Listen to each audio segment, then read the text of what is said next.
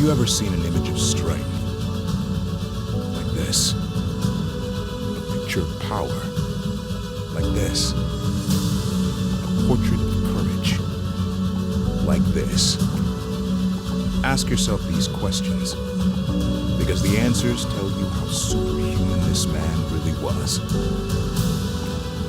Ask yourself these questions, because his whole life, that's what Jim Brown was about, forcing the world to ask why things were the way they were. This is Jim Brown. We got power. You ain't see nobody knocking. Now look at the film. You don't see nobody knocking back. Devastating ball carrier in the history of football. Any sport Jim Brown played, he dominated. His NFL career began in 1957, and he played in the league for 9 years, absolutely dominating the sport and rewriting the record, setting a new standard for how a running back could rule the game with a combination of speed, force, and will. But Jim Brown was so much more than arguably the greatest football player of all time. That was clear when he retired before he turned 30 to become a new kind of pioneer. A black action star in the movies. A Hollywood leading man who refused to be cornered into how the world cast him. And that was just the start of the legacy he built outside the football field.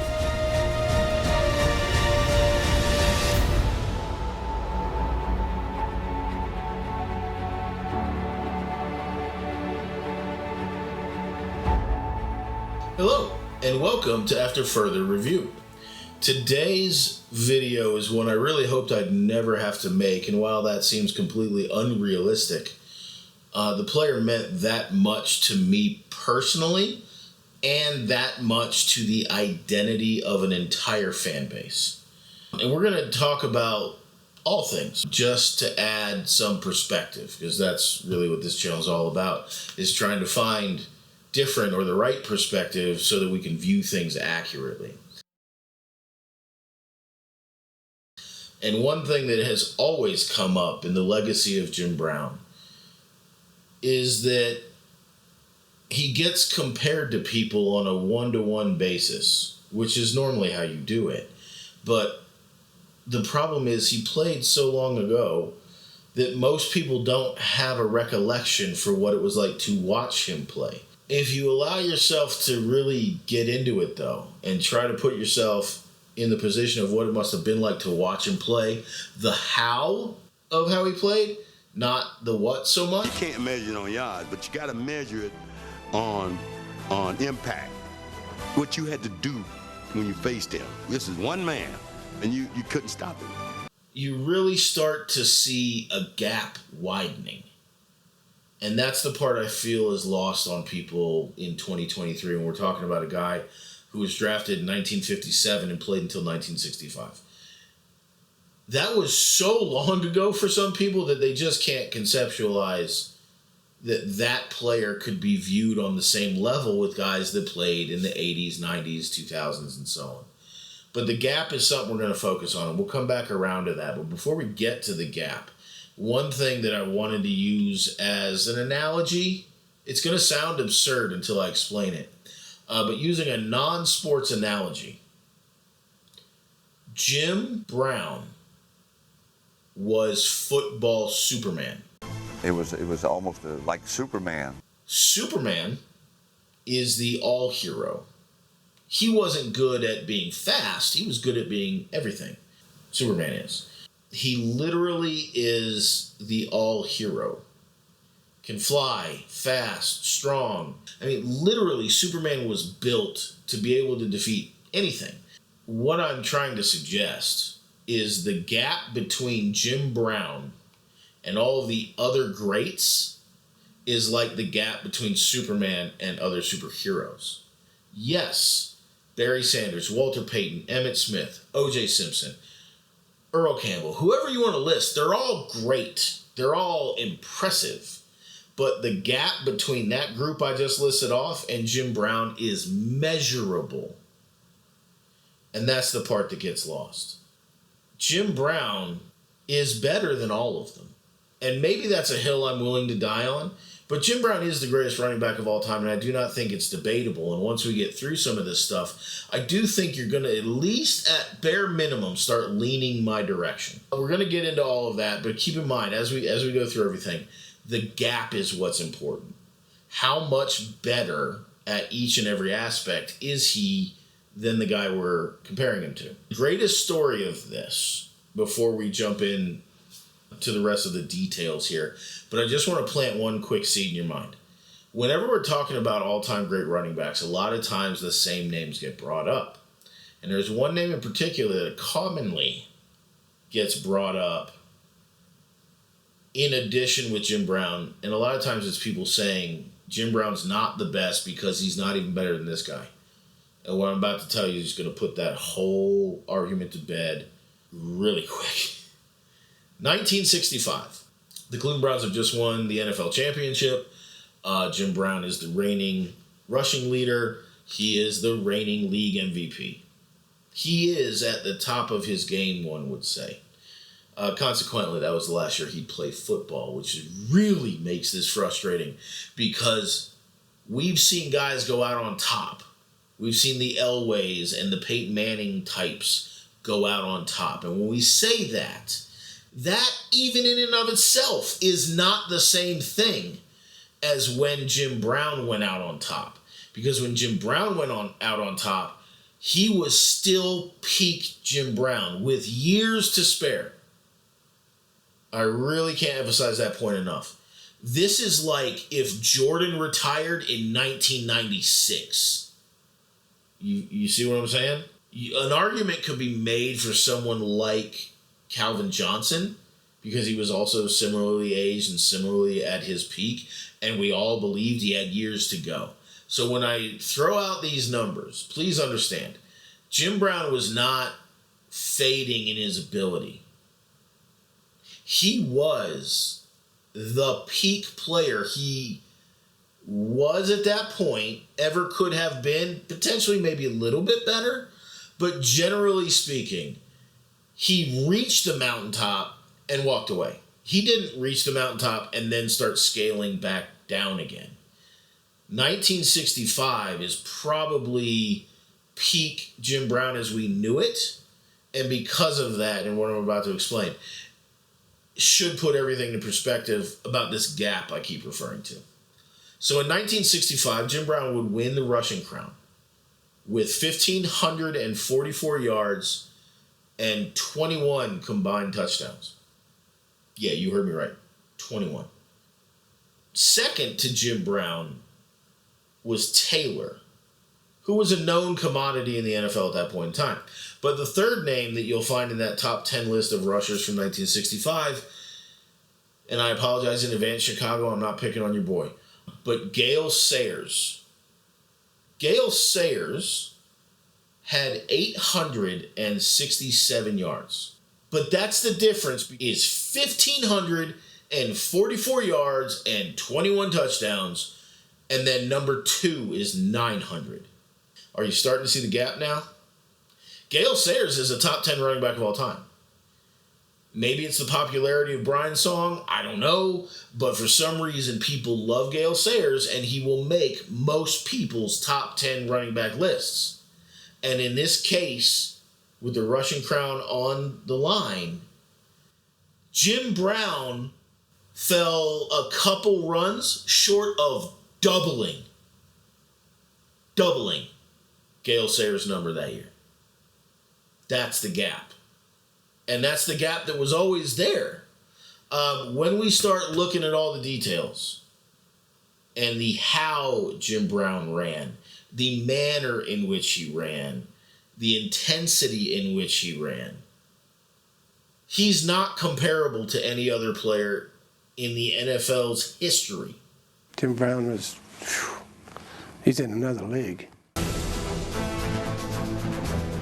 Brown led the league in rushing 8 times over a 9-year period.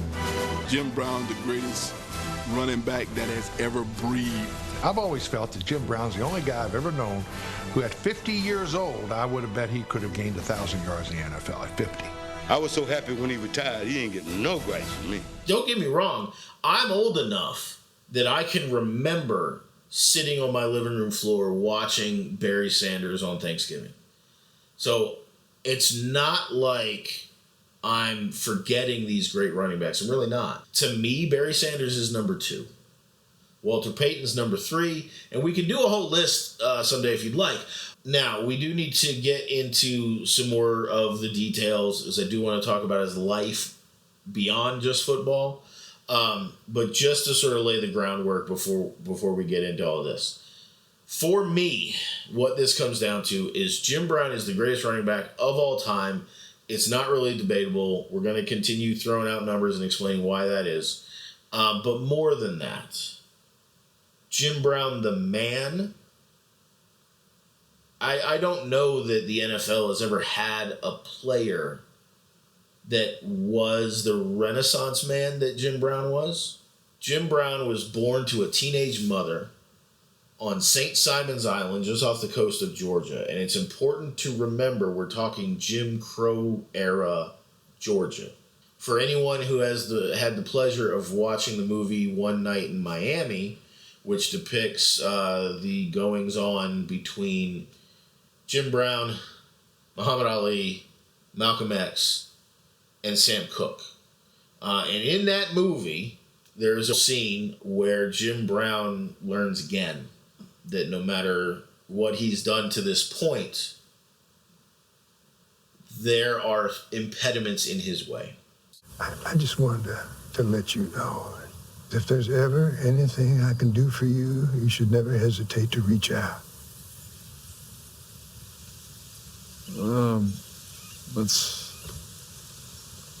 That's mighty kind of you, sir. Our families go way back. Been looking after one another since the first folks settled on this island.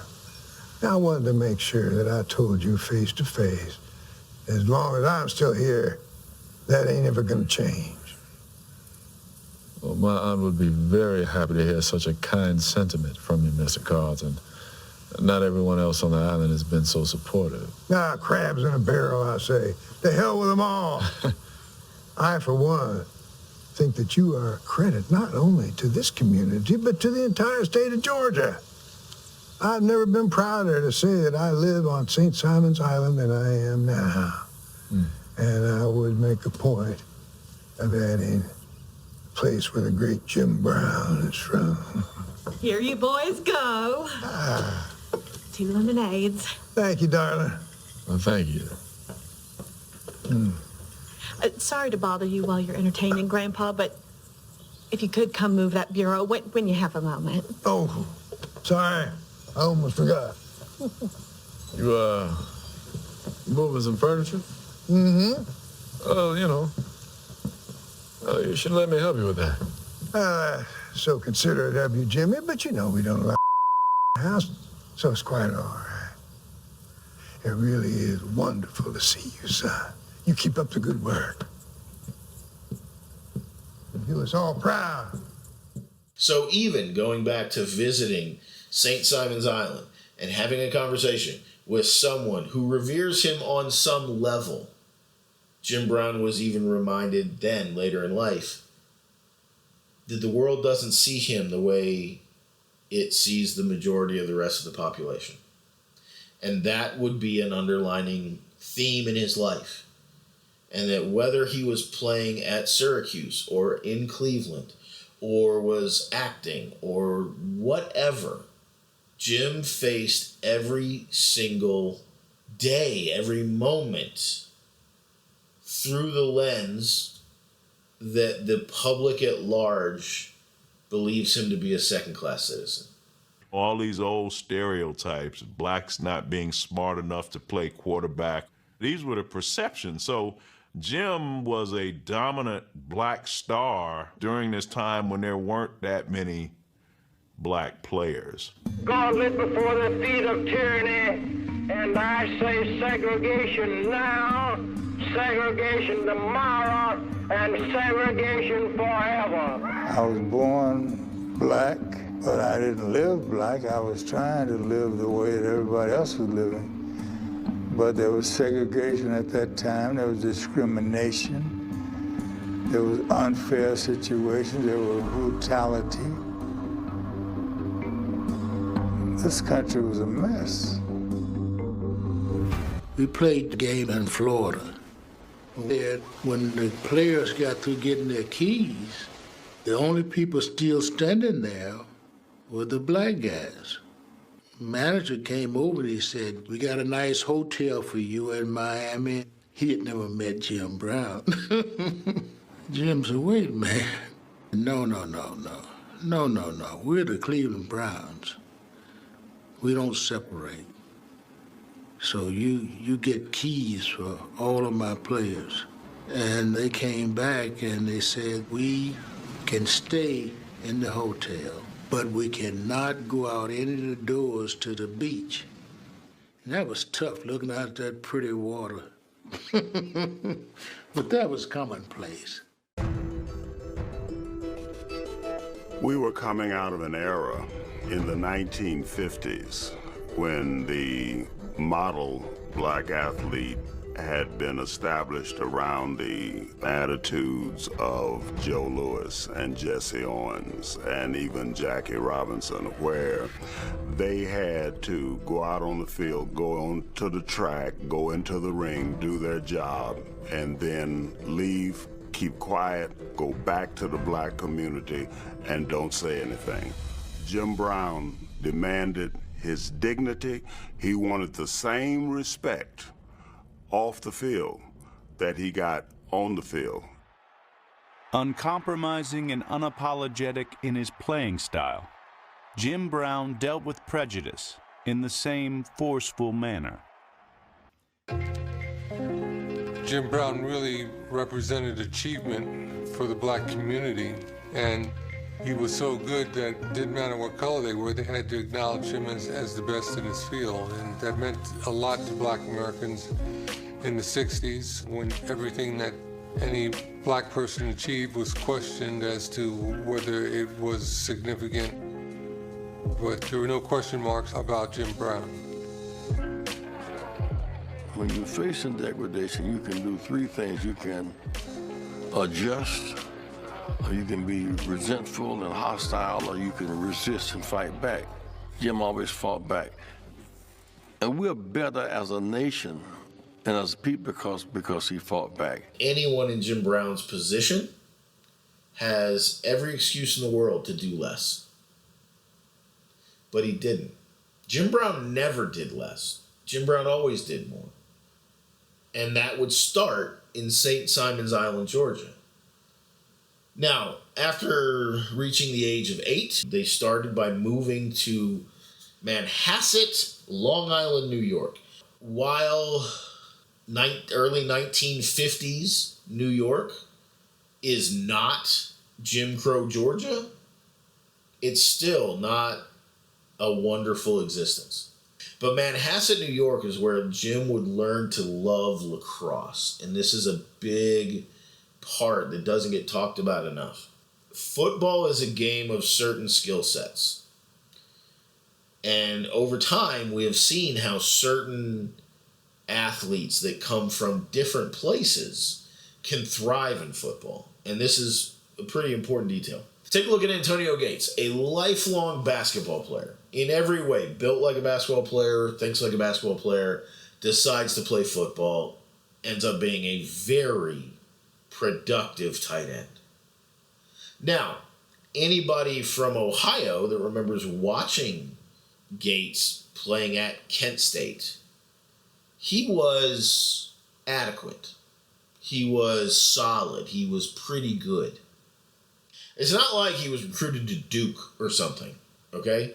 So Antonio Gates was a pretty good basketball player who eventually becomes a pretty great football player for his time period. Jim Brown is the greatest lacrosse player who has ever lived. And that skill set very specifically helps in the world of American football. So Antonio Gates was good, became good. Jim Brown was the best the game of lacrosse has ever seen. And then he went on to become the greatest football player the world has ever seen. The other thing that jumps out about Jim Brown in high school was he lettered 13 times and graduated in 4 years. Yeah, I'm waiting for you guys to do the math on that one. 13 letters in 4 years. So wrap your head around this. The average person, even if they played sports year-round, most schools and situations have 3 seasons, right? You have football, soccer, basketball, hockey, track, baseball, for the most part. Now, even I went to a high school that had a volleyball team, and so you can have other things. But typically speaking, there are 3 seasons, 4 years. In 4 years, Jim Brown lettered in football, lacrosse, basketball, and track. So we're still not done yet. The math's still wrong. You shouldn't be able to do those things and get above the number 12. The greatest athlete that you have ever known has lettered 4 years times 3 sports, which gives you 12. I don't know that I've ever even heard of another athlete in the history of existence who has lettered 13 times. And the reason for that, and again, coming back to the gap, this is the difference between Jim Brown and everybody else, is Jim Brown would go run a full track meet, and then at the conclusion of said track meet would immediately run across to the other side of school and play in a full-on lacrosse game. He was literally pulling double duty, which is how he was able to letter 13 times in 4 years. It's unheard of. As a high school player, Jim Brown was all everything. He was phenomenal. You know, at one point, I think he dropped 48 points in a basketball game, averaged 20 a game. He held New York records in high school track and would go down in history as the greatest lacrosse and football player of all time. That's nuts. Just as a starting point, that's crazy. Leaving high school, obviously Jim was going to go on and play college sports. He would attend Syracuse, but it wasn't his choice on either end, actually. It came at the behest of one of the high school administrators that told him, like, Syracuse is a good program on the rise, and you'll fit in great there. They'll showcase you, and it'll be great. The one problem was, as much as Jim Brown maybe didn't want to go to Syracuse, Syracuse didn't want him even more. When you went to Syracuse, Jim, what was the initial reaction by the football coach when you first came out with the team? Well, you have to understand that Syracuse really didn't want me. Syracuse coaches actually did not want him. So it was very difficult at that time, probably the most difficult time in my whole career. This was the stupidest player evaluation I ever heard of. And they said, we'd like you to switch to defensive end. Defensive end? Guy's greatest running back of all time. He had averaged 15 yards a carry in high school. Can you imagine this? This is Jim Brown. So now you've got a situation where maybe the greatest athlete who's ever lived at this point shows up to your university to run the rock for you, and you've got a coach that's living on a archaic, old-school mentality. They didn't want him. They thought they were fine at the position. They liked the guys they had. Jim Brown was basically relegated to 5th string right out of the gate. That's a sentence I can't even fathom. There's a scenario where anyone will look at Jim Brown and go, yeah, you're 5th string. And then all of a sudden, Jim Brown finds himself in a game. Coaching staff's biggest fear. He never let go of that starting spot from that moment on. That's how good he was. Even when the powers that be around him were putting speed bumps in his way and trying to stop him from being the dominant force that he was, he willed his way to show them in the first opportunity in an actual game and never looked back. Now, this example of Syracuse not being maybe the best place for him is highlighted in the movie The Express, which it's a movie that's actually about Ernie Davis. But there's a scene, we're going to show it to you here in just a second, but there's a scene where Ernie Davis gets his number. The number is 44. Ernie Davis came after Jim Brown. And this is the moment where Ernie Davis tries to essentially suggest to the coaching staff that he'd prefer a different number because he, quite frankly, is not Jim Brown.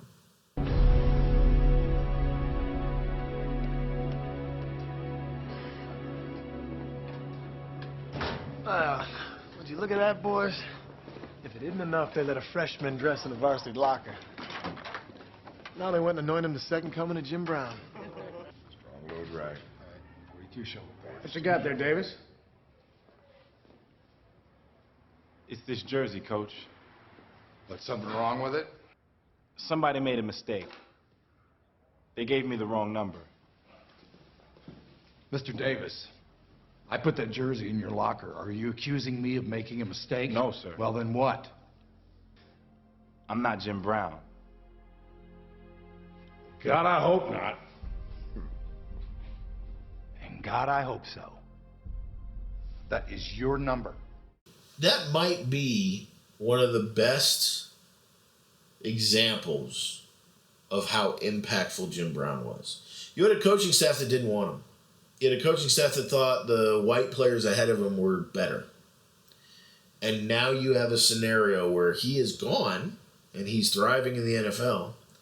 And Syracuse recruits the next best running back in the country. And when Ernie Davis shows up and says, "I'm not Jim Brown," their immediate reaction to that is, "No, you're not. But maybe you are." Meaning, hopefully you're not as much of a problem as Jim Brown was, because Jim Brown doesn't lay down for anybody. He's the one player I can think of in American football history who's not going to be controlled. He's not a yes man for anyone. That's a powerful idea. That Jim Brown was so dominant and so physically imposing that he's exactly who Syracuse wanted to grade Ernie Davis against.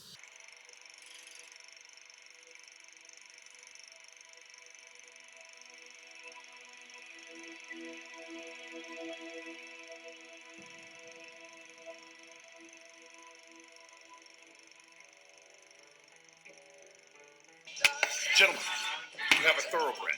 You do not lock him in the barn. So as we look at Jim Brown as a football player, specifically in the NFL, even we can look at that and say it's very sort of typical in that year one was not reflective of the player he would be. In the numbers that I'm about to share with you, we're going to just throw out year one, and then we'll circle back to year one. From 1958 until 1965, there was not a single season under 1,450 yards and 11 touchdowns. There was only one season where he scored less than 10 touchdowns, and it was 9. And yet the high water marks are 21, 18, 18, and 14 for touchdowns. If we take those 8 years as opposed to the 9 and just crunch some averages, Jim Brown averaged 1,400 yards and 13 touchdowns every season. Now, the important thing to take from that before we start projecting out and start looking at how does that compare to other all-time running backs, it's important to note that from 1957 to 1960, the NFL teams only played 12 games. From 1961 to 1965, it was 14. So at no point has Jim Brown ever played a 16-game season, and we're looking at 1665, 1519, 1461, 1867, 1513, 2164, 1786, 1872. Those are the combined yards from scrimmage that Jim Brown amassed from 1958 to 1965. Where this gets really interesting is how math affects things. So less games, but similar numbers to, say, somebody playing today. In a 17-game season, somebody getting 14, 15, 16, 1,800 yards is not unheard of. But they get 3 to 5 more games to do so. It's important for when we start talking about the all-time list. As of right now, Jim Brown is 11th on the all-time rushing list with 12,312 yards. The record holder for most rushing yards in a career is Emmitt Smith with about 18,600. If we go on averages, because going on totals wouldn't be fair for anybody involved. So looking at just averages, if we take that 1,421 yards and 13 touchdowns, we break that down into averages, and then multiply out. Jim Brown played 9 seasons. What would happen if he played 15 seasons? If he played 15 seasons, he would still, today, be the leading rusher all time at some number north of 25,000, meaning he would be 7,000 yards ahead of Emmitt Smith. Then, if we take it a little further, bring it back a little bit, what would happen if he had played 13 seasons at that average? He would still be the leading all-time rusher in NFL history if he played 4 more seasons. And if that's not bad enough, if he only played 2 more seasons, he went from 9 to 11. If he had played for only 11 seasons, at the average that he held versus the number of games that they played, Jim Brown would now be 3rd on the all-time rushing list. Now, before we start getting too revisionist history about this, most Hall of Fame players we think of, their production worked on a bell curve. Jerry Rice. Okay? Jerry Rice started out rookie season and put up numbers, right? But those numbers only got better as his seasons progressed.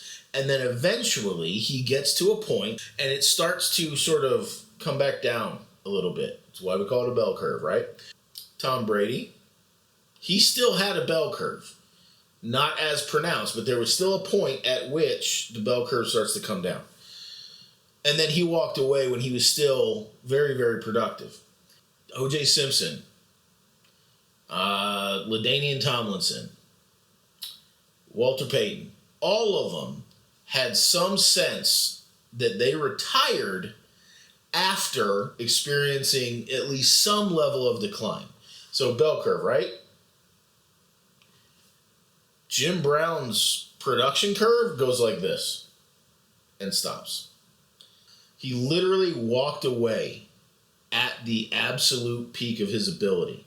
History being what it is shows us that the vast majority of players have some sort of decline before they retire. Calvin Johnson would be the other very recent example where someone could look at his career and say he still had more years to give. That's absolutely true. The difference, though, is Calvin Johnson had injury issues. Calvin Johnson was getting to a point where he had to ask himself, how much do I still want to be doing this? On top of, the disrespect he felt from the Lions organization. Jim Brown was ascending and then flat out walked away, which brings us to the Art Modell effect. This was back in an era when the coaches in certain scenarios were considered to be more important than most, if not all, of the players. Regrettably, it's why my chosen team decided to name their team after a mortal living man. But it was known that Jim and Paul butted heads a lot. I was there with Jim and Paul, and boy, they did not get along. Bobby Mitchell explains how anytime Paul Brown wanted to yell at Jim Brown, which was often, he would yell at Bobby Mitchell. He needed some way to control him and not ever embarrass him in front of the guys who depended on him so much. Jim would time it where we'd get there just about time the bus should be gone, and Paul Brown would get off the bus. Jim Brown is here, and I'm here, and he'd walk right in my face, he'd get right in my nose. And he said, Bobby Mitchell, Who do you think you are? We're getting ready to play a football game and you're coming down late to get this bus. And Jim Brown is standing like this. Now, Jim knows he is talking to him. And Art Modell, who had taken over the team, had a decision to make.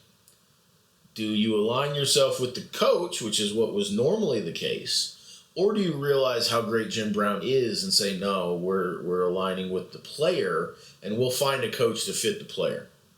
This was absolutely kind of a stroke of genius in hindsight, because most scenarios probably would have favored the coach. Art Modell basically had to choose between Jim Brown and Paul Brown. He chose Jim Brown, rightfully so.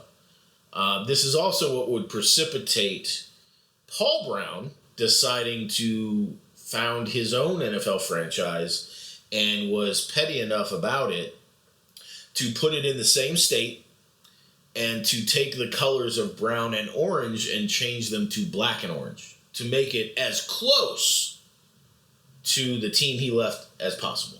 And that was a big sort of middle finger to the Browns organization, make no mistake about it. So while I don't hold any ill will towards the Bengals at all, there's a percentage of Browns fans who probably don't even like to see the Bengals play. When Paul Brown left, that actually ushered in an entire new era for the Browns, where the coach was now working with Jim Brown to find out what works best. What can we do to maximize his ability to freelance a little bit, which was something that Paul Brown absolutely railed against. But once Paul Brown was out of the picture, it opened the door for a little bit more offensive creativity. To me, at the time, Paul had gotten a little arrogant. He didn't want to adapt to the new things that were being done. You know, Alex Sherman had some ideas, other coaches had some ideas, and Paul was the leader. Felt I was being hindered at that time. I didn't have the freedom I should have had. I needed Blanton because I needed freedom. I needed to be a human being that could play every aspect of the game, throw a pass, catch a pass, and have fun doing it. And Blanton gave me all of that. Which is why if we fast forward to the championship game in 1964, you look up the stats, you go, whoa, they absolutely throttled the Colts, and Jim Brown only put up 130 yards and no touchdowns. Yeah. Because they built a team and an offense that could adapt to the various situations. And we will get into the championship game here in just a moment. But for the remainder of his playing career, Jim Brown was Jim Brown, but Jim Brown didn't have the handcuffs on that he had when Paul Brown was the coach. So these are all good things, and another sort of feather in Art Modell's cap of kind of being ahead of the curve. But as we will find out, it's very hard for me to say anything remotely polite about Art Modell because of not that decision, but two other decisions. As much as that decision to get rid of Paul Brown in favor of Jim Brown was the right decision to make, Art Modell would make two catastrophic decisions that would forever vilify him to us. After a little bit of success and a couple seasons over 1,500 yards and 15 touchdowns, you start to see the picture being painted. And this was an era following the Otto Graham era where most people that watched football knew the Browns, and it wasn't what it is now. I mean, you look around any NFL landscape today, and there are a number of teams people will talk about. Just a few that come off the top of my head. Chiefs, Bills, Eagles, 49ers, Cowboys, Bears, Packers, Jets, Dolphins. At no point, typically, do people think Browns first. And that's a very relatively new concept because up until about mid-1990s, the Browns are very much in the forefront of NFL conversations. But how we got to this point is very much Art Modell's fault. Just to get the Art Modell thing out of the way, just because I don't even like talking about him. He is given credit for removing a very famous coach and siding with the player. That was something that we now see all the time. A season doesn't go well, and they're talking about this with my team currently. If the season doesn't go well, They're not moving on from Deshaun Watson. They're moving on from Stefanski and possibly AB. That concept was kind of new and groundbreaking. Art Modell was also instrumental in the invention of Monday Night Football. And to me and most Browns fans, we could not give a darn about that because it doesn't mean anything to us. Because it's such a small footnote versus the calamity that he created after that. We're going to jump way ahead just so I can mention it, and we'll come right back. 1995. I was 16 years old. You ever seen a 16-year-old cry from hearing a sports update on the radio? Because this one did. Art Modell, and I'll be really short about this. If you guys really, really want me to get into it, we can talk about the move and what it was really about and what it wasn't about and all that jazz. But just to sort of sum it all up. The Indians had gotten a new stadium. The Cavaliers had just gotten their arena that at the time was called the Gund Arena. It would quickly change to the Q later on when ownership switches hands. That was a problem for Art Modell. It was a shot to his ego. Art Modell was incensed of the pro teams in Cleveland that he was not first to get a new stadium. He wasn't even second to get a new stadium, and when it came time to ask about getting city appropriated funding to get a new stadium, the mayor and local government basically said, yeah, we can't just keep building stadiums. You're going to have to wait a little bit. Well, his ego couldn't take that. He would tell you until the day he died that it was a financial decision. It was something he had to make for his family, and that is utter and unapologetic BS. Because once he threatened to move the team, the city did come up with a plan that would significantly make getting a stadium easier. Did he hear that and go, oh, in that case, then we're not going to move? No, he was already out the door. Like, he wanted people to literally drop rose petals in front of his feet.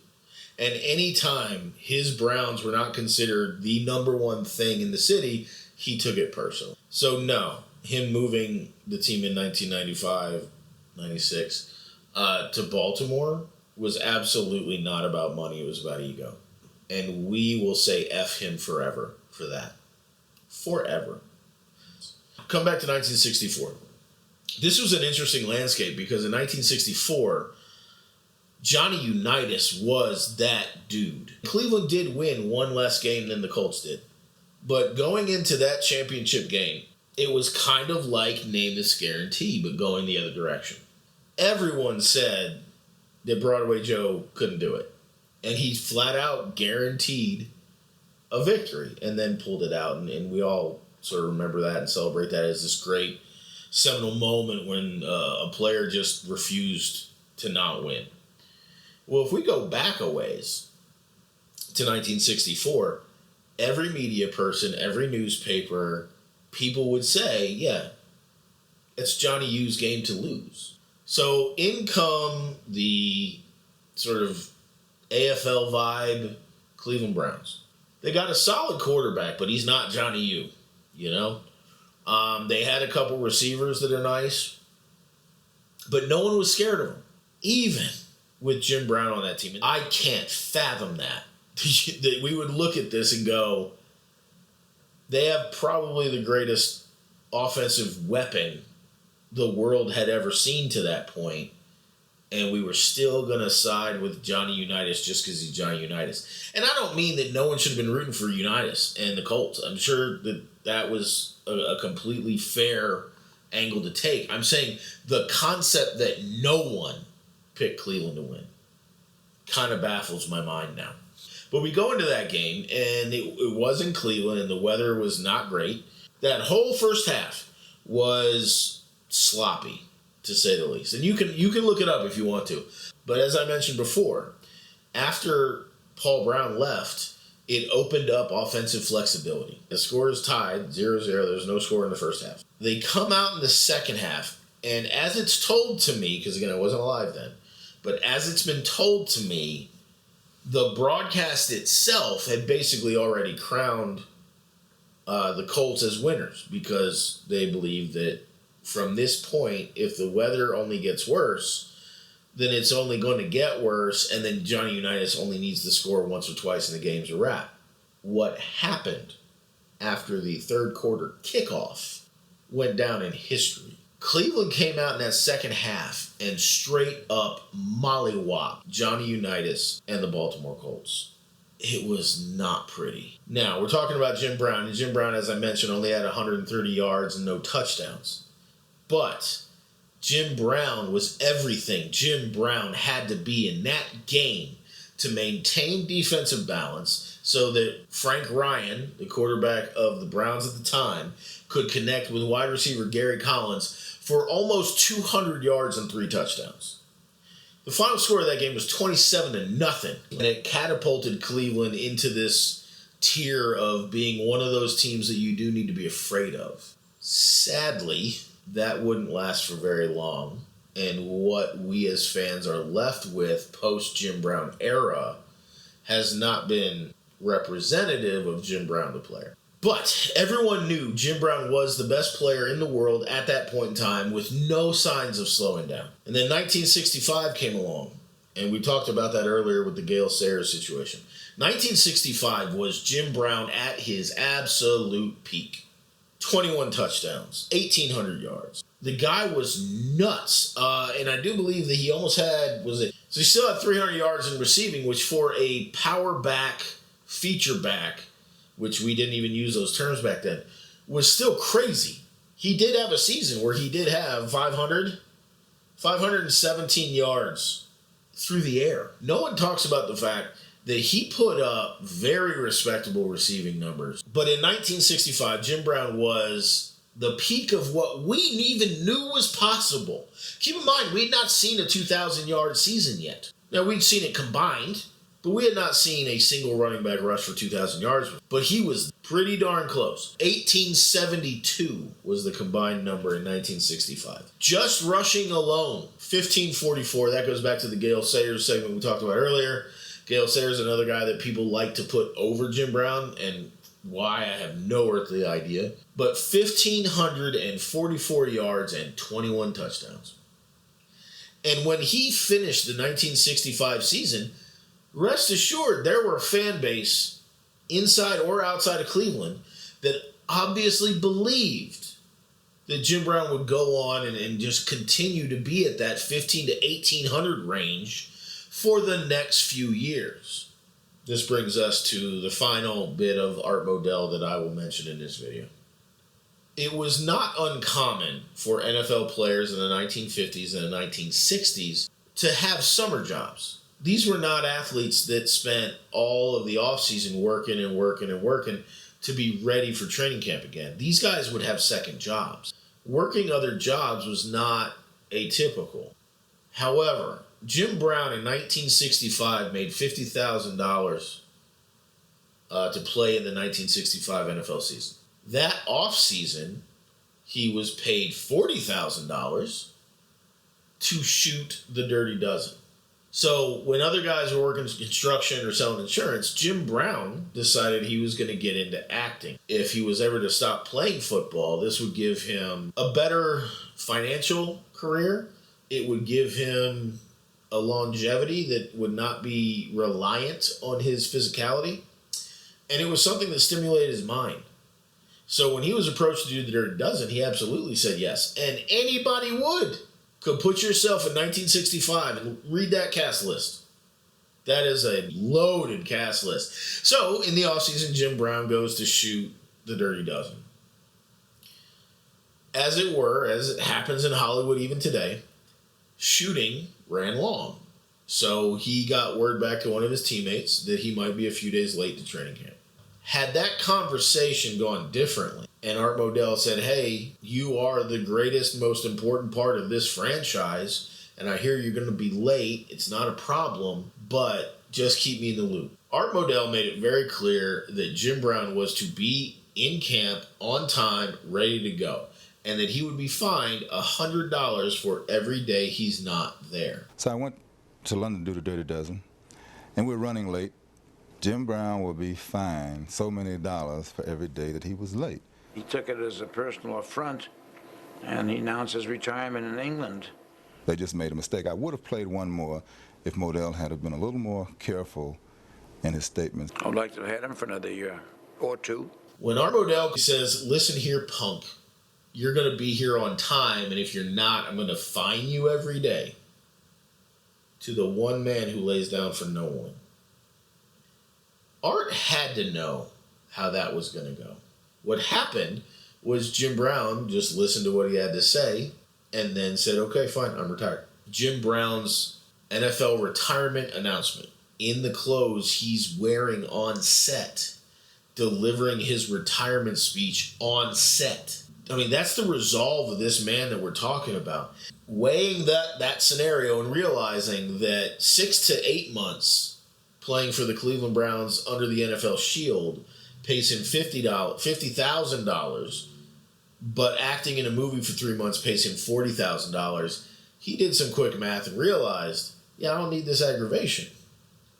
I can retire from football right now and be happy with everything that he's done. League MVP, championship in the bag, already happened. More rushing yards than anyone to that point had ever even thought of. He was literally at the top of his game and just chose to walk away. All because an NFL owner had to throw a hissy fit, which is exactly what it was. But Jim Brown responded to that hissy fit in exactly the way that Jim Brown would expect to react. Said, fine. And he moved on, and that was the end of that. He never looked back. But generally speaking, as a player, Jim Brown was not only the best player, but he was the best player by a massive margin. I should call him Mr. Yeah, we all should. That's the greatness in the building here tonight. And this was right before the game. Mr. Jim Brown. And you can take that for granted. That is two of the best athletes that we've ever seen, all time. Okay, so before we look at some highlights, I mentioned we would circle back to year one. Now, I mentioned that year one was not indicative of the player that we would remember. So, in year one, does that mean that they ran running back by committee? Maybe he only had 300, 500 yards? No. He had 942 yards, plus another 55 yards receiving, finishing with 10 combined touchdowns, and would go on to win not only unanimous Rookie of the Year, but would also be the AP's league MVP, ahead of big established names like Y.A. Tittle and the previously mentioned Johnny Unitas. The other low rushing total season, there's another one where he's under 1,000 on the ground. But remember, I also mentioned that there was a season where he caught the ball for 517 yards, plus an additional 5 touchdowns in addition to his rushing totals. That year was 1962. And in 1962, when you combined rushing yards and receiving yards and combined touchdowns, Jim Brown finished 1962 with 1,513 yards and 18 total touchdowns. So even when Jim has what is considered to be a down year by his standards, that still would have been a career year for 99% of the running backs over the course of NFL history. Once again, the gap. We've talked about the how he ran. Speed, power, aggression, change of direction. These are all just concepts, but what do they actually look like? And in just a moment, we are going to take a look at some of those highlights and illustrate what we've been talking about this entire time. But I did want to take a few selections, a little sampling, just to give you an idea of what it looked like, just in case Jim Brown is a myth to you. As we move forward with this highlight section, I do want you to take special note of a few factors. Think of any time you've ever watched the Combine or heard a draft analyst talk about measurables at the Combine. One of the things that they like to refer to is their long speed or their separation speed.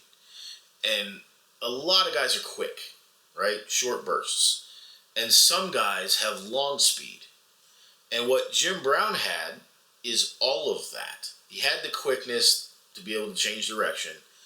He had the ability to reverse field. He had the ability to do all of that. But when he hits the hole, it's almost alarming at how fast not only does he get through the line and into the second level, but you'll watch him run a line and he's essentially lapping every level, right? So defensive line, passing them by no problem. Right as he gets into that second level, right when the linebacker should be crashing, he's burning right past them. And even with all of that, DBs should still be able to get an angle on him, and they can't. You see kind of where we're going with this. Jim Brown wasn't just good for the time he played. Jim Brown is all-time good. He's next level. So what I want you to do is take special note of his separation speed. Watch how fast he gets through the line and passes everybody in his way. Sometimes it's a straight line. Sometimes he's bouncing off guys, but there's always an element that he's faster than everybody else. Be aware of his unwillingness to go down. You'll never see him run out of bounds voluntarily. You'll never see him take a slide. You'll never see him slow up to brace for the hit. He is 1,000%, 100% of the time. Also, notice his bend and wiggle. For a guy that's 6'2" and 235 pounds, he should not be able to bend and move around the way that he does. You'll see a few plays where there are roadblocks in his way. And normally a guy just tries to power through, get the yards you can, and go down. You're going to see him bounce off guys, push through guys. You're going to see a lot of things that you just don't see today. And the reason for that is we've never seen a running back since Jim Brown be able to do all the things that Jim Brown does and the way that he does them. And that's the important part. Try to conceptualize just how much better he is than everybody else. And that is why I can easily maintain that even to this day, at least at running back, Jim Brown is without question the greatest running back of all time. Not debatable. Being on the wrong side of a Jim Brown run could be a painful experience, even for the game's greatest defensive players. And I put my helmet right into his midsection. A great football position, and I let him have it as hard as I could. I don't remember whether I got him or not. And when I woke up, my helmet was bent all the way over my face mask, and it was turned sideways, and my nose was bleeding. My nose was bleeding here, and I had that big cut up there. My tooth was chipped. My mouth is bleeding. I remember laying on that table, and I took my tongue and I ran it over my teeth, and I thought all my teeth was gone. I also think that if you look at all of those factors and really kind of absorb what we're about to watch, you're going to see at least the opening or the light at the end of the tunnel, or at least the concept as to why a person like myself can say, with a straight face, Jim Brown is the greatest football player of all time. And again, it all comes back to the gap. He did everything so much measurably better than everyone else that it's hard to deny. We've already heard from some NFL Hall of Famers talking about how hard it was to get him down, just how good he was. And for anyone that wants to say, well, those were car insurance salesmen, no, they weren't. Deacon Jones, Dick Butkus, and Ray Nitschke. Those are three of the most dominant defensive players not named Lawrence Taylor that you've ever heard of. And none of them could take down Jim Brown one-on-one. Most of them would slow their pursuit and wait for their teammates to join so they could gang tackle him. That's something that's never been seen since. Not even a bruiser like Earl Campbell can make that claim. Go in with an open mind. Keep your eyes open for all those factors I just mentioned. And I don't think I'm overselling it to say that when we're done watching these highlights, you should be able to see through the matrix code. This shouldn't be a galloping shock to you. After all we've talked about, once we get to the footage, it should make sense. This is not a hot take. This is years and years of crunching numbers and watching footage and It's not that crazy. Matter of fact, it's not crazy at all. And what's even more interesting, and we'll get to this after the highlights, not that long ago, NFL Network aired a program they referred to as the NFL 100. And I'm going to show you some footage of that as well. And in the NFL 100, we're talking about names that you know today. And that's important because most of the time when we're talking about Jim Brown, he always gets downgraded because it was so long ago. But when you're listening to people like Rich Eisen and Bill Belichick, and even though I don't like him at all, Chris Collinsworth, talking about Jim Brown in the light in which they do, they even said that if this was the NFL 1, this is still the man we're talking to in Jim Brown. Even Bill Belichick says that Jim Brown's the greatest thing that's ever happened to football. And up until very recently, Bill Belichick was almost the authority on the NFL's history who's not named Sable. Typically, all that is fine and good, but then somebody's going to say, yeah, but this player's better or that player's better. What you're going to see momentarily is that those guys that you think are better than Jim Brown, those guys would tell you to your face that Jim Brown's better. I'm going to show it to you. And the reverence for Jim Brown is all you need to know to kind of nail this thing down. And at least, at bare minimum, accept the possibility that Jim Brown is actually in that conversation of the greatest player of all time, regardless of position. So, in the meantime, enjoy this cut-up because we may never see all of this ability in one man ever again. This is Jim Brown, the most devastating ball carrier in the history of football. The greatest running back that has ever breathed. He had great balance, he had great speed, and he had great size. At 235 pounds, he could run 100 yards in under 10 seconds. He made up his mind to do it. He was going to do it. You couldn't knock him off his feet. He always shocked everybody how fast he was. Power.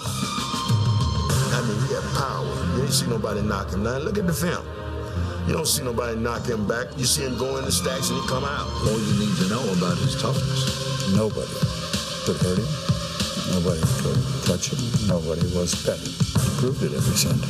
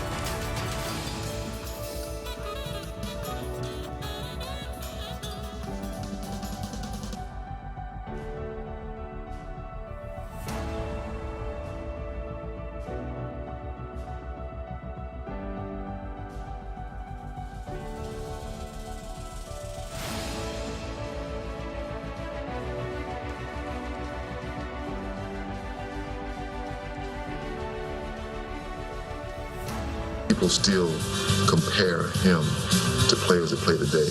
Do you feel like some way, somehow, he's impacted or affected your ability to play sport? My first memories of Jim Brown was in high school when I put number 32 on my back because of Jim Brown. I wanted to be like Jim Brown.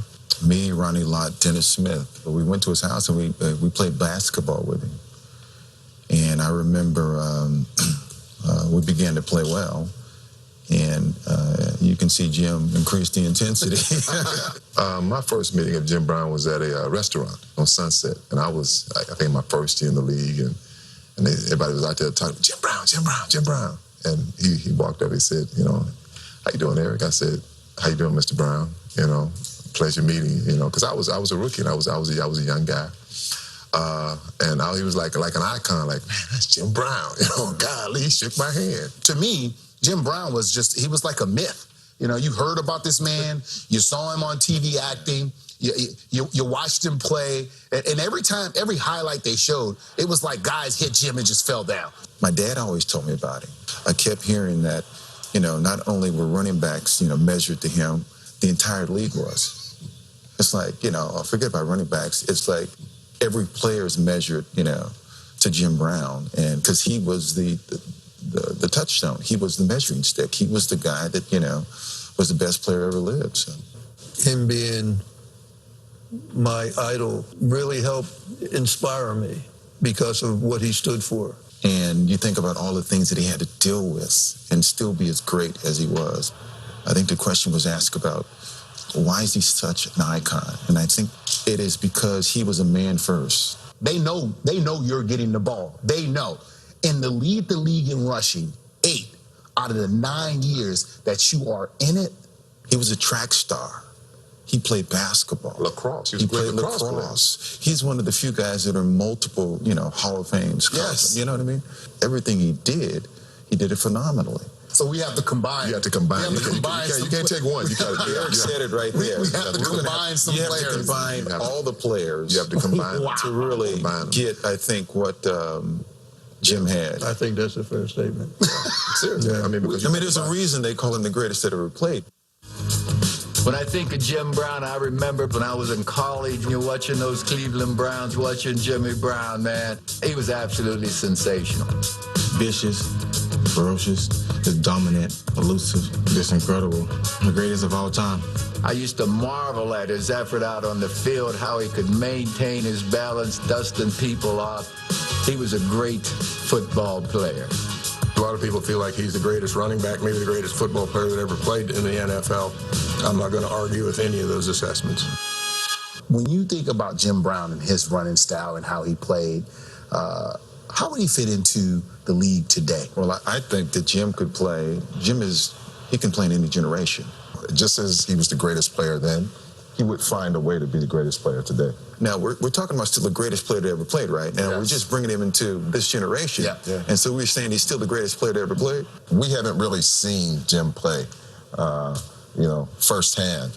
But he is still considered the best player to ever touch the field in our eyes. And I just think for you to be that great, that people don't even have to see you play and still consider you the best to ever do it. You know, he's a football god. I just think about the city of Cleveland and what they've endured. The last championship that the city of Cleveland got to embrace is the 1964 championship with Jim Brown. Absolutely right, because he is their champion.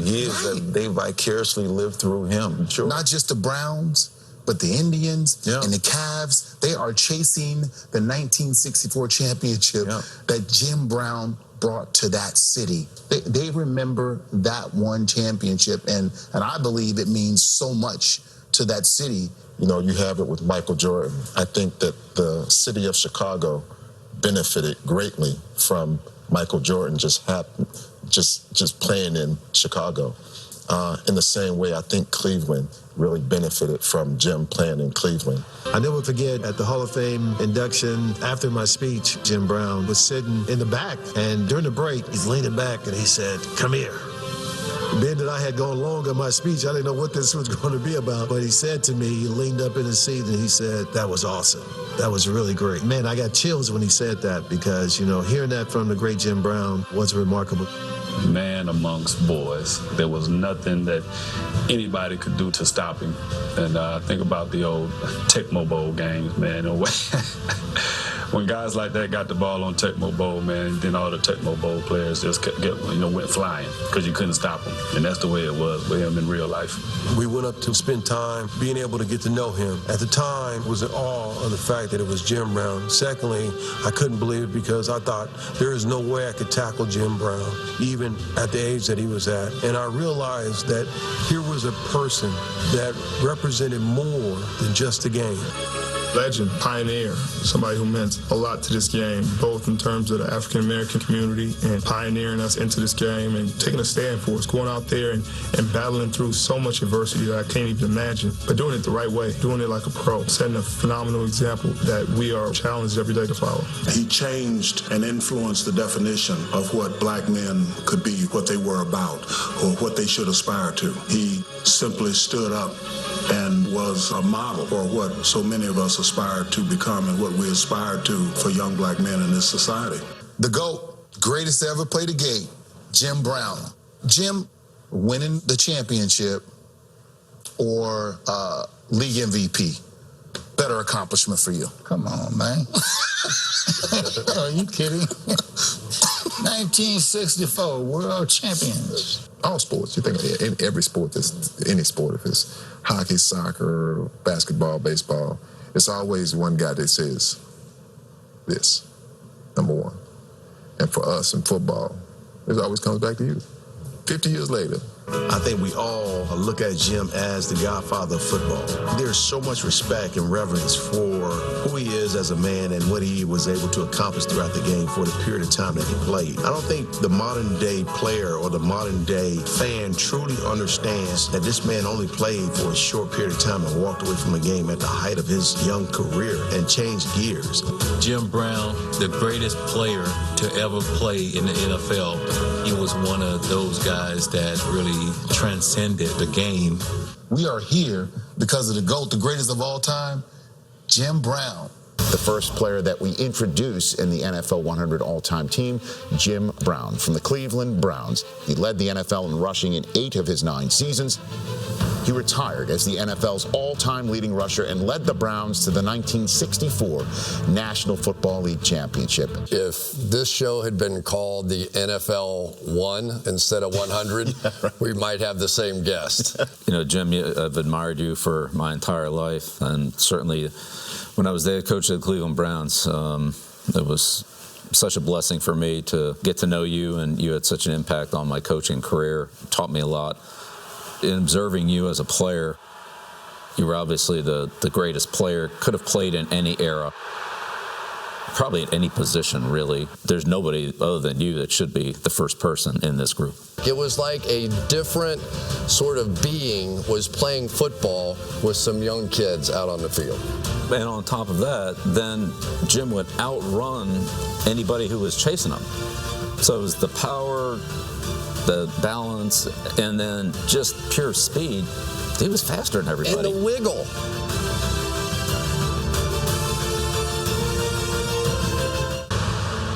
How are you, Emmett? Good to see you here. I'm good, Rich. How are you, man? Well, I would love to say I'm as happy as you, but you're the one sitting next to Jim Brown, not only physically right here, but your plaques are right next to each other on the NFL 100 all-time team wall. This is pretty cool. To be right here with the legend himself, man who inspires so many other players to come from behind him, and he paved the way for a lot of us. And whether it's passing the torch from him to Walter and then down the line, I mean, it's just so many great players that have come behind Jim, and he set the standard pretty high. My dad would always just be talking about something, and he'd go off into how Jim Brown was the greatest. Didn't matter what he was talking about. First, I want to say hello to the greatest running back that ever lived, the number 1 running back who ever lived, Mr. Jim Brown. And now I want to introduce you to the 3rd best running back that ever lived, Barry Sanders. Jim Brown, the actor.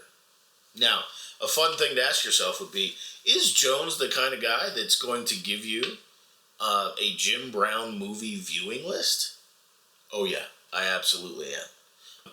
Because if you think that Jim Brown greatness stops at football, you are sadly mistaken.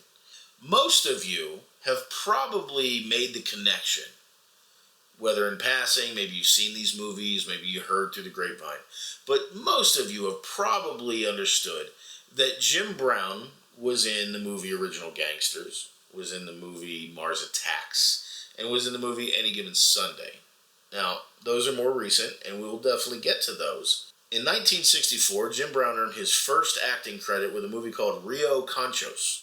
Jim Brown, All-American, All-Pro football star, in his first motion picture, with a heart as big as his gigantic stature.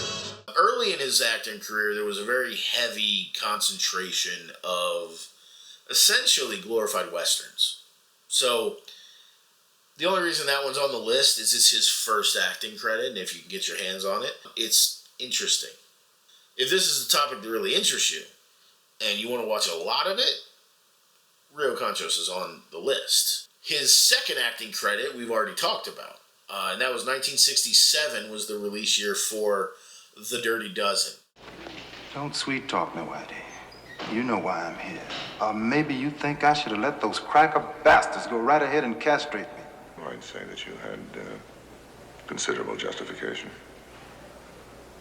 Thank you, Mr. Major, sir. I really do thank you for that. I'm offering you an alternative, which means you can keep on fighting. Who for, Major? For yourself, if you want. But the Krauts, they're the real master race merchants. That's your war, man, not mine. You don't like the Krauts, Major, you fight them. Me, I'll pick my own enemies. That was the movie he shot in London in 1965 when Art Modell decided he was going to puff his chest out. That resulted in Jim Brown's retirement. So even if your only interest is football, you still need to have seen Dirty Dozen. If you haven't seen The Dirty Dozen, you need to. It's a who's who of an acting cast in a movie designed to showcase an ensemble level of talent. I don't know that it might be a stretch to say that Dirty Dozen is one of those you have to see before you die. I don't know that it's on the AFI 100, but in my humble opinion, it should be.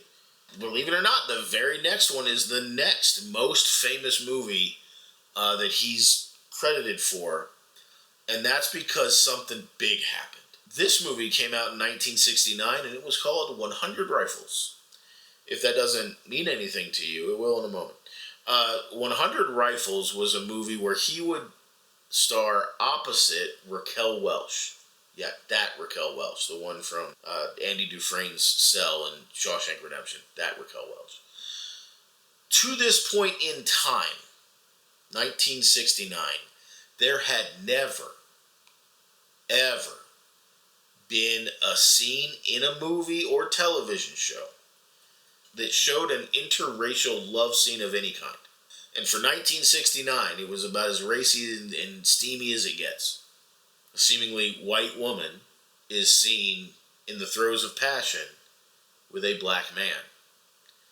Now, in 1969, there were a lot of people that were against this. This was a huge, big moment. But luckily, time and history proved out that it was a move that needed to be made, and it was done tastefully, and it paved the way for basically everything that followed in that area. So 100 Rifles is absolutely on the must-watch list.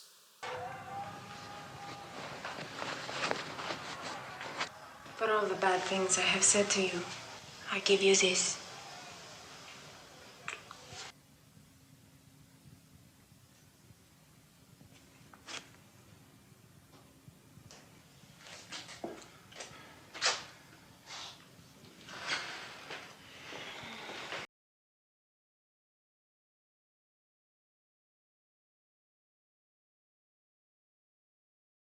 (1972 and 1973 had two movies from the same franchise that's very interesting. The first one, in 1972, was just called simply Slaughter. And Slaughter, to me, felt like a darker, more brutal juxtaposition to what we saw in 1971 with Shaft. Shaft was a lawman. Slaughter is not. Slaughter is probably closer to John Wick than he is to Shaft. That was your typical big, bad Jim Brown just wrecking shop, basically. So in 1973, they almost immediately release the sequel to Slaughter, which is Slaughter's big ripoff. Now, at the end of Slaughter, spoiler alert, Slaughter pisses off the mob. So in Slaughter's big ripoff, they come after him sort of like, we use the John Wick reference, just like John Wick 3, when everybody's coming after John Wick. That's the idea, is that the mob is sending people to go get Slaughter, take him out. So then Slaughter decides to rip off the mob. Jim Brown is Slaughter. It's not only his name, it's his business. I'm gonna kill him and anybody else that gets in my way. Whoever comes, whoever it is, I'll kill them. I'll kill them all. They all wanted Slaughter.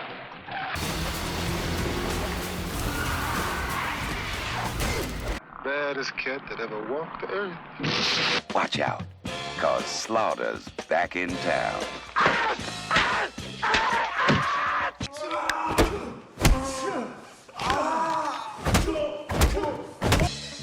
Jim Brown is Slaughter, the baddest cat that ever walked the earth. Now, how would you like to be picking your teeth out of your lips? They wanted Slaughter dead. And now I got a big problem. No, why can't we just correct the problem? Because my nephew killed a dog. And he stole a car. So we're giving everything up for a car? It is John Wick's car. It's one man. Who? The nobody? That nobody is John Wick. They're gonna get Slaughter or get slaughtered. Jim Brown is Slaughter. Baddest cat that ever walked the earth. 1974, Three the Hard Way. Jim Brown. Fred Williamson. Jim Kelly. The Big Three. Together for the first time. They do it their way. Three the hard way. 3 cities and 3 of us. Together for the first time. 1979. This one will slide under most people's radar. You probably even would see the title and just scroll away. But this one's really interesting because even in 1979, in the first 5 minutes of this movie, you get a very strong sense of the racial tone of the country in World War II.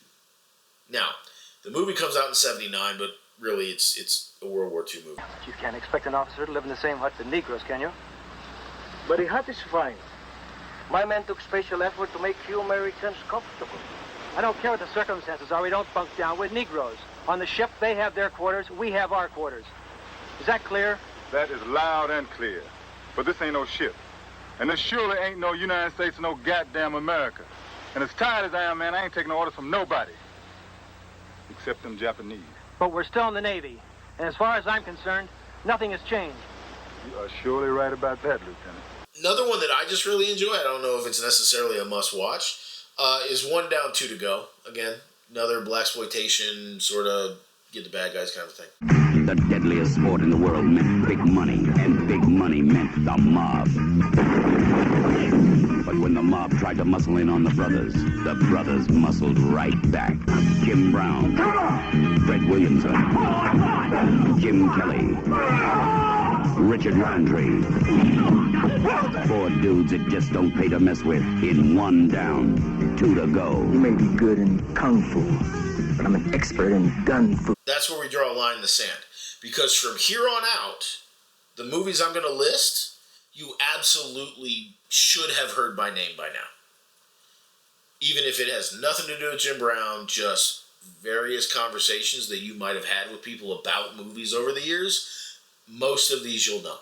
In 1987, Did you know that Fireball from The Running Man, Arnold Schwarzenegger's Running Man, was Jim Brown? His hair's different, but that's him. So yeah, next time you go to watch The Running Man, keep an eye out for a very large man with gray streaks in his hair, and you'll notice that that is actually Jim Brown.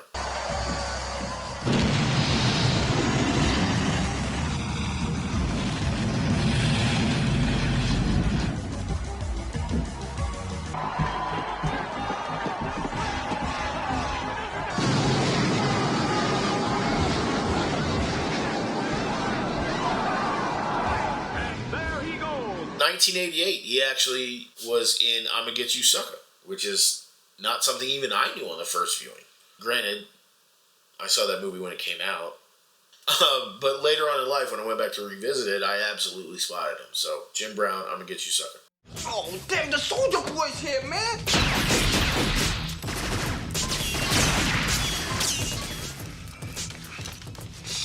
You okay? Where you hit it? In my foot. Oh, my God. They shot me in my bunion, man. Man, I can't go on. Ain't nobody shooting my baby. Ma! Ma, you promised! Shh, I know I promised. What am I supposed to do? Stand by while they kill you? Come on, let's get out of here. Follow me. No, you follow me. I don't care who follows who. If y'all step on my bunion, I'll kill both of you. This was another year that had 2 Jim Brown movies.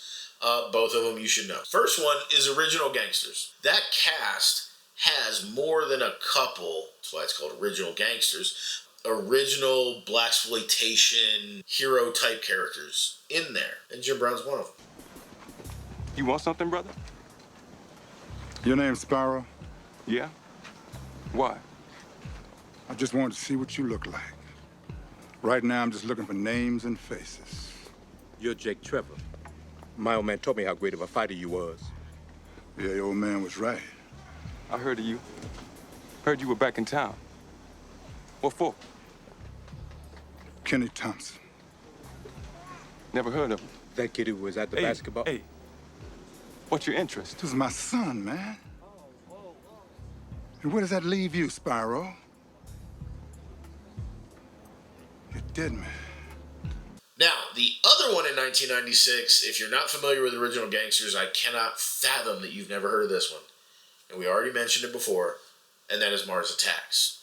Mars Attacks, again, has an incredible cast. Absolutely stacked. That being said, Mars Attacks is really campy. But it's supposed to be, that's the point. But even in its campiness, as you follow the plot, the good guys don't get away if Jim Brown's Byron Williams isn't beating up over 100 aliens on the tarmac. So, even in that movie, clearly in probably pushing 60, he still looks every bit the menacing athlete that he's portraying in that movie. Me, Byron Williams, heavyweight champion of the world.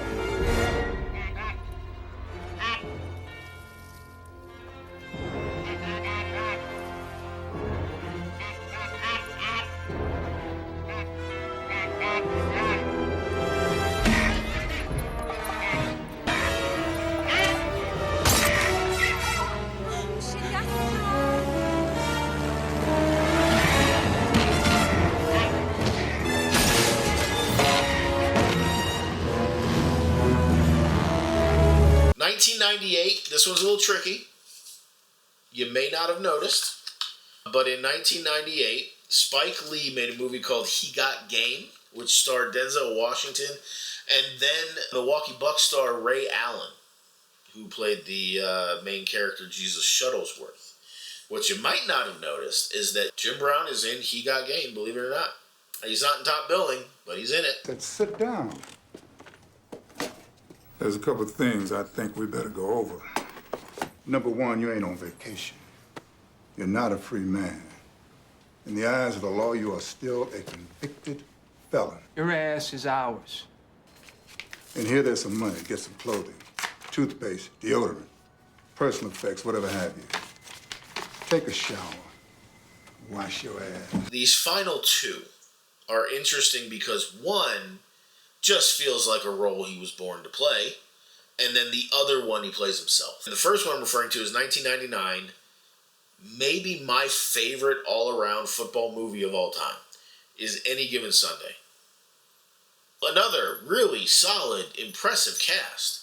In Any Given Sunday, Jim Brown plays the defensive coordinator for the Miami Sharks.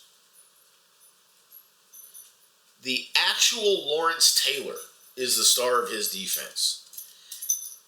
And there are moments where Jim Brown is Jim Brown. Like, we joke all the time that a lot of times Denzel Washington is just playing Denzel Washington, or Ryan Reynolds is just playing Ryan Reynolds. In Any Given Sunday, and it was probably the first time in his acting career, but in Any Given Sunday, Jim Brown is essentially playing Jim Brown, but as a defensive-minded coach. It was my favorite football movie, I think, before even factoring in Jim Brown. Oliver Stone's best movie, in my opinion, but I'm not a huge fan of most of the other stuff he does. If you're a football fan and have never seen Any Given Sunday, forget what I'm talking about Jim Brown. You need to watch Any Given Sunday, period. That ain't no damn hit. 14 years, I know You how to hit. 14 years, you the captain of this goddamn team. And I'm about to lose my goddamn job. Show me! Get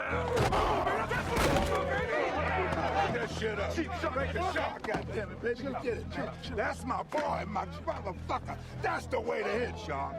They think that you all are a bunch of lowbrow Neanderthal shitheads. They think they are gonna gut you and leave you laying on the highway with your insides hanging out. So the goddamn buzzes to eat your no-playing asses. Coach, you're gonna have a stroke. I don't get strokes, motherfucker. I give them. Oh, no. You know, Jim Brown really was an interesting character in that because, you know, in the movie he was strong, but outside of the movie, you could see that everybody just gravitated to Jim Brown. And it would be very quiet around Jim all the time because there was a reverence, you know, that other players had for Jim. It's that way to this day too, Aaron. I mean, a couple of years ago on NFL Network, we had a show to celebrate his 80th birthday and invited all a host of Hall of Fame running backs from yesteryear, but you know, not from Jim's year. Franco Harris and Marshall Faulk and Eric Dickerson, and to come in and celebrate with him. And it's the same thing today. It's still the same thing today. I hosted an NFL 100 all-time team show last year. Emmitt Smith came in, and honestly, it's all bowing down to the GOAT, Jim Brown, still to this day. And then the last movie we're going to talk about, and by no means am I going to tell you that you need to watch this. This is just on here because it's the last thing he did, acting-wise. As a Browns fan, as a huge Jim Brown fan, and as you'll find as we move along, an absolute draft junkie. I should tell you have to watch this movie. I'm not going to, though. 2014, a movie that had been talked about for almost 10 years finally comes out. I'm excited about it because it is a movie who at its core is about the Cleveland Browns and is about the NFL draft. What we got was a movie starring Kevin Costner, Jennifer Garner, with a ton of sports cameos and not much else. I didn't love the Cleveland stuff, specifically. As a Cleveland fan, as someone who loves that city, why any director, any crew, anyone involved with this would have used Aaron Goldhammer. Now, I will tell you for the rest of eternity that Cleveland has maybe one of the worst sports media groups in the country. Reporter for reporter, analyst for analyst, host for host, is just awful. And it has been for 20 years. But they could have absolutely picked someone who's at least more Cleveland. I won't go into any great detail. I don't want to run that guy through the mud. It's just like, what? Aaron Goldhammer? to a Cleveland fan almost ruins the movie.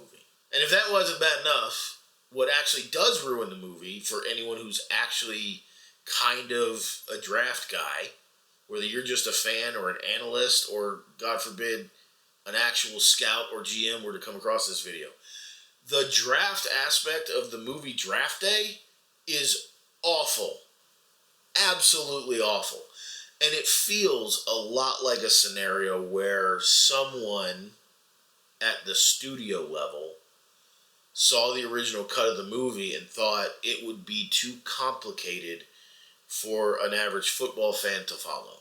So as a football fan, I absolutely do not love that movie.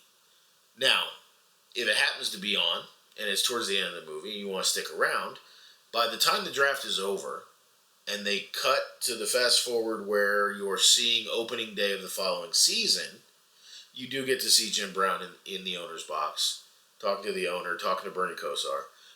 But like I said, lots of cameos in that movie, so it's kind of fun for that.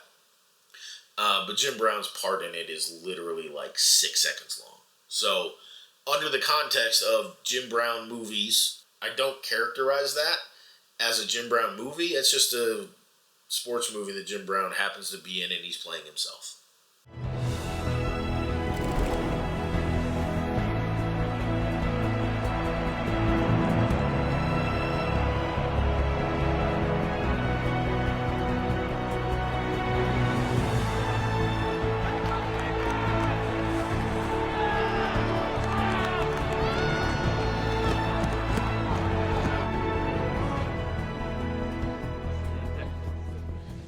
Hey, Anthony, you did a hell of a job with the draft. Congratulations. Thanks, Jim. Very impressive, Anthony. Thanks, Bernie. I can't take all the credit, but I will. Of his 56 credits, we just talked about 16 of them. And ones I did not mention that are worth noting, outside of the big screen, Jim Brown also made a number of appearances on limited run characters on TV shows you've probably heard of. And that list is Chips, Knight Rider, TJ Hooker, Cover Up, The A-Team, Living Single, believe it or not, Arliss, and Soul Food. 56 credits. We just talked about 16 plus another 7. Make no mistake about it, Jim Brown was not pretending to be an actor. He was not playing in the acting space. Jim Brown simply willed himself to be great in a new arena. So another feather in the cap of the great Jim Brown under the heading of acting. Jim Brown would land on the scene and he would give Black America a hero to root for. A big, larger-than-life man that demanded to be respected in whatever it was. Whether that's 100 Rifles, whether that's Any Given Sunday. You just knew who he was on screen, and you knew what kind of character he was going to be. Now, we talked about Slaughter, and Slaughter's not a positive guy, but there are moments in the Slaughter movies where I can absolutely believe that people that can identify with Jim Brown on screen, when there were very few people that they could identify with, was someone that they would absolutely revere and love to see. And then Jim would go on to carve out his own little section of Hollywood from 1964 clear through 2014. And if your opinion before this video was that Jim Brown was just a football player who picked up acting along the way as a side job or as a hobby, that was not the case.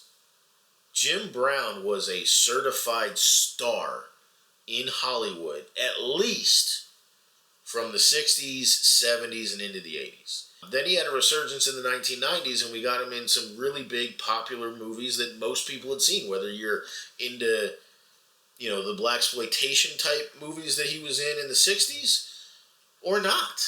You now had avenues that you were going to see Jim Brown in an acting role in big-time movies. The Running Man, Any Given Sunday, Original Gangsters, I'm Gonna Get You Sucker. I mean, these are not small things. This is not like he was in a couple indie films and that's it, but but we're going to talk about it. No, he was in 56 movies. You don't get into 56 movies if you're a bad actor. Jim willed his way into being great in a new arena, and it wouldn't be the last time. Enter Jim Brown, the activist. Jim Brown did not accept prejudice as a concept that exists. It was not something that he was going to roll with the punches on. And Jim would spend the vast majority of his adult life fighting prejudice and social injustice where he could, and in a way that was beneficial to the nation at large. Early on in the timeline of Jim Brown the activist, he would found an organization called the Negro Industrial and Economic Union. Now, it would later be changed to the Black Economic Union. This was a huge step in trying to narrow the gap in the economic situation between minorities and not. Jim also created a program called the American program. We'll get to something in just a moment, but this is something that is still used today by a name and an organization that football fans know and probably respect on some level. And that is Bill Belichick's Patriots. But yeah, Jim impacted me in my life a lot. Jim's presence, his ability to relate to all people, to guide people, to have leadership and perspective on so many things in life is really incredible. I kind of put him in a class by himself there, as I think most other people would who know him well. He gave us great leadership and perspective even in tough times, and then I've maintained a relationship with Jim. Jim and his American program is a fantastic program. I've seen it work in many different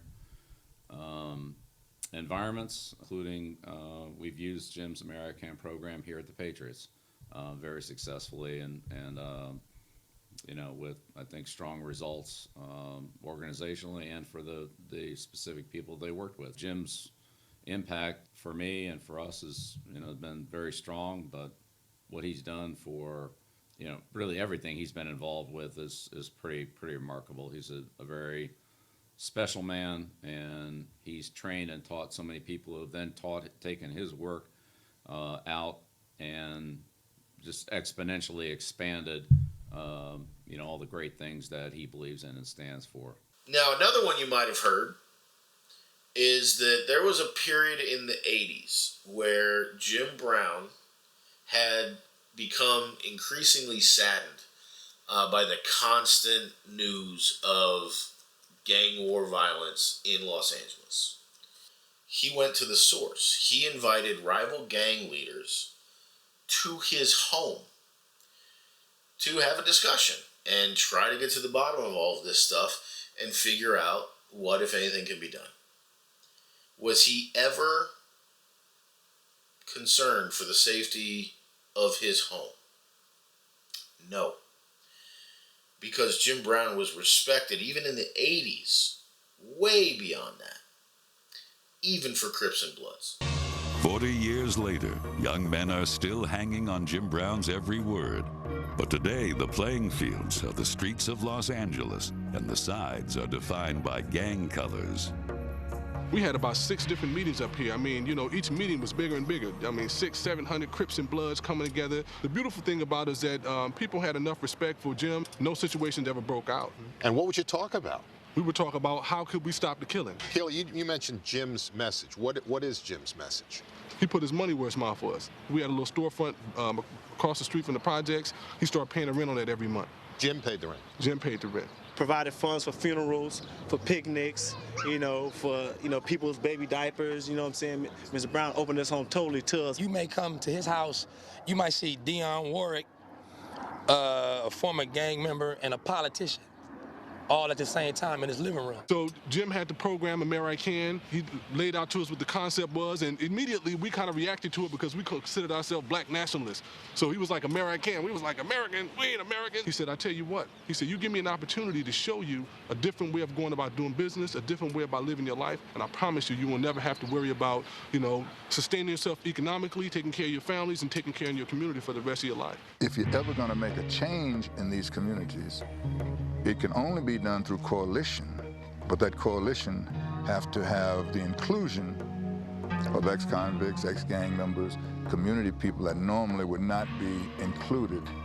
So I decided to get down to belly of the beast and deal with those individuals who other people did not want to deal with, and utilize their value, their expertise, and the fact that most of them wanted to change their lives. It's truly about the responsibility of self-determination. That life skills curriculum that we went through, was a life-changing experience because it put us back in touch with ourselves. It's a 15-chapter curriculum that deals in 8 critical points of life management skills. Teaching people about childhood conditionings, about financial, family, community responsibilities, how to get control of your emotions. Jim made us really internalize that manual and apply it to our life. Now, while those 3 pretty significant bullet points are very important, nothing in the realm of activism will ever be remembered above the Cleveland Summit. Now, this came almost immediately after Muhammad Ali's stance on the Vietnam War, not wanting to be drafted, and taking on a status of a conscientious objector due to faith-based reasons. When Jim Brown got the news that that had happened, he reached out to his friend Muhammad Ali, and they spoke for a while, and then Jim Brown went on to organize what would later be known as the Cleveland Summit. It took place on Euclid Avenue in downtown Cleveland, had one of the best collection of current celebrities that could not be ignored. And in the famous picture I'm sure you've seen, you see Jim Brown sitting next to Muhammad Ali, who is sitting next to Bill Russell. On the other end, you've got Kareem Abdul-Jabbar. Carl Stokes is in there. And while this was essentially just a meeting of the minds to discuss some of the factors with Muhammad Ali and his decision, it was a strong show of solidarity from the greatest sports celebrities in the country. Now, people have tried to draw parallels, and this is kind of difficult to do, because I don't know that currently we have the same caliber of celebrity. But just for the fun of the exercise, if that were to happen, say, anywhere within the last 20 years, what we'd be talking about is a panel of, let's just say, for the sake of conversation, LeBron James, Kobe Bryant, Ray Lewis, Denzel Washington, and Chadwick Boseman. That's probably the closest you'll get to saying it could be even remotely similar to equal. That's how big of a moment that was. And whether it's factually accurate or not, I have to believe that what happened with Muhammad Ali after his stance, and granted, it wasn't quick and easy, and he did miss out on a lot of his fighting career. It's my contention that without the Cleveland Summit, Muhammad Ali never fights again. And maybe the government would have forced his hand. And whether that means he would have actually fought in Vietnam, or he would have been jailed the entire time, I don't know. But something tells me that Cleveland Summit went a long way to getting Muhammad Ali reinstated back into active fighting status. And that's a huge statement to make. That a retired football player was able to organize a meeting with the biggest sports celebrities of the day and literally force the government to back off. From an activism standpoint, I don't know that anything beats that. Some of the stars attended the Cleveland Summit hoping to understand and possibly dissuade Ali's refusal to serve in the U.S. military during the Vietnam War, a principled stand based on his religious beliefs. But Ali's heartfelt explanation for refusing his draft orders brought them all together for what became one of America's black athletes' first collective protest against a single issue. That empowerment and tradition continues to thrive to this day. We talked about Jim Brown's upbringing. We've talked about his early days. We've talked about him in college, him in the NFL, him as an actor, and him as an activist. In the grand scheme of activism for the cause and trying to advance factors and civil rights for all marginalized people, we can't go without mentioning that. It's a big deal. And as Jesse Jackson said earlier in the video, what Jim Brown did made the nation better. We can all sit here in 2023 and all agree that the world, or at least the country, from a race relations standpoint, is not where it should be, but it's further along because of people like Jim Brown. So Jim Brown, just like every other man ever born on this planet, cannot claim to be a perfect man, but he was a perfect football player. He was a perfect lacrosse player. He was an extremely good actor. And he was an activist that actively helped to change the country as we knew it. He may not be the biggest name in civil rights activism that you can think of, but his efforts were noteworthy. The country is in a better place now because of the things that Jim Brown did. James Nathaniel Brown. We may never, ever see another who is able to embody all of the abilities that Jim Brown had in one man. If you made it all the way to the end, I do appreciate your time. I hope you learned some things from this, and maybe the next time you hear somebody popping off about the greatest running back of all time, maybe you'll have something to say in Jim Brown's defense. Because in my estimation, with all things considered, all perspectives considered, Jim Brown was quite simply the greatest of all time. So I'd like to thank each and every one of you who are checking out this video. And by all means, goes without saying, like, share, subscribe. Thank you so much for joining us, and we'll catch you next time. You guys have a wonderful day.